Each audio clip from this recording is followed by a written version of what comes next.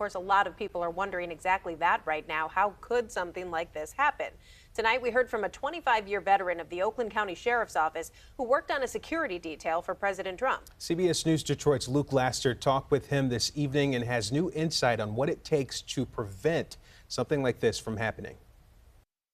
The lengths that the Secret Service and all law enforcement go through to protect the president and all the dignitaries is second to none. Former state representative Terrence McCoskey has been there. Security detail for some of the biggest names in politics to come through Oakland County and the Metro Detroit area. I had the pleasure of working many executive protection details for not only President Trump and his family, but Bush and Obama and the Clintons when I worked with the Sheriff's Department assisting Secret Service. McCoskey tells us everyone from local to federal has a hand in high-profile events like this where they are prepared for the worst. What happens in moments like that?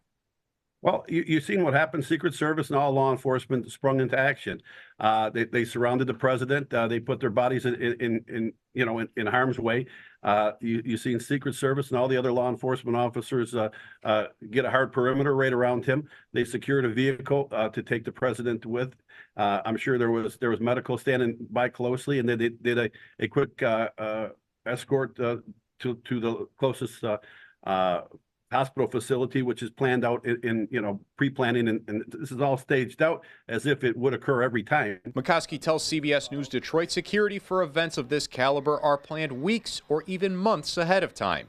And while we are still learning the details surrounding the shooting, he says something like what we saw in Butler, Pennsylvania can happen to anyone at any place at any time. We have to, as Americans, we have to realize that tomorrow's going to come. We're going to be okay, but we're going to have to continuously work every day to make our country better and great again. For CBS News Detroit, I'm Luke Laster.